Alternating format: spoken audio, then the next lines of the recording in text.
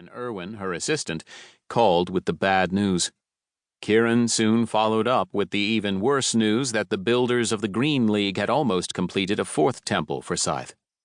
After that, it was one thing after another, such that Chloe hadn't even had time to shower and dress.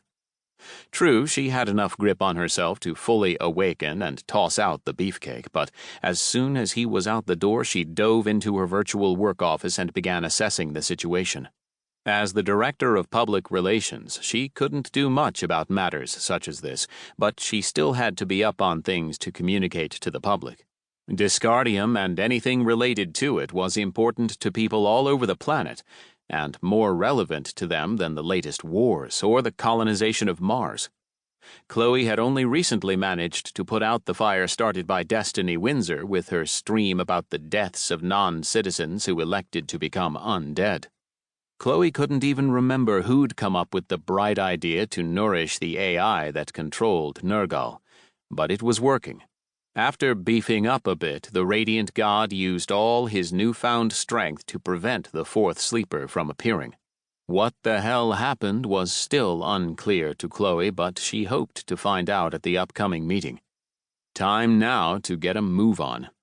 She hadn't needed Jackson to scream bloody murder at her to know that the next few hours were crucial to not only saving her future career, but also to setting the course for her entire life. Should she lose her job at Snowstorm, she'd be hard-pressed to find anything that was anywhere even close to as prestigious. In fact, it'd be impossible. And that, in turn, would entail a serious debuffing in terms of her citizenship, and she'd rather die than sink so low. Okay, she'd screwed up and done something that Jackson wasn't aware of, but ironically, that's what was going to save the both of them.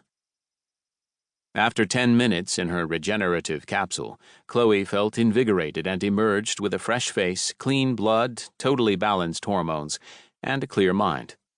5 minutes later, she'd used her Face-O-Matic to good effect and had selected what she'd wear.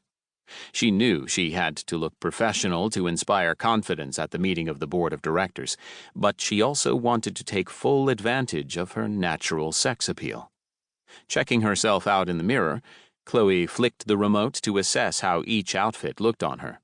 First, she opted for a business suit, but then, hesitating, she instead selected a crisp white shirt paired with a dark knee-length pencil skirt. She paused, and then added gold-rimmed glasses and black stockings to the image.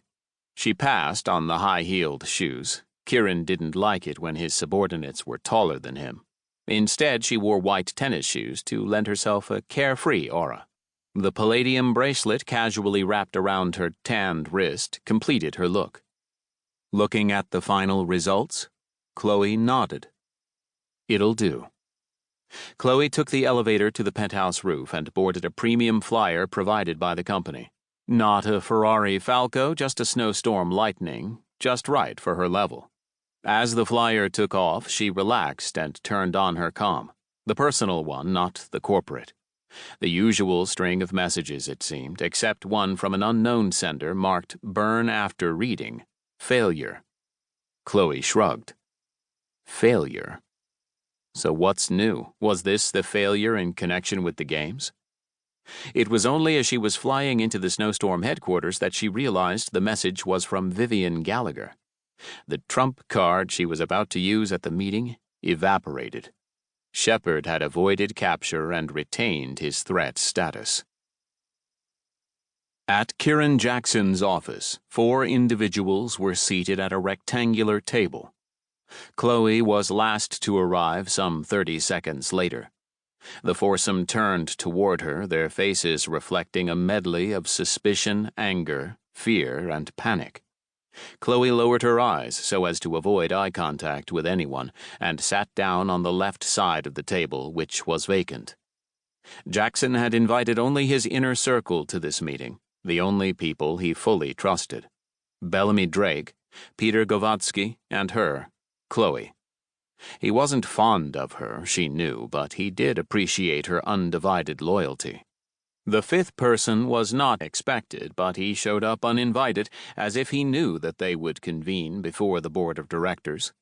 Arto Menfil, the head of the optimization.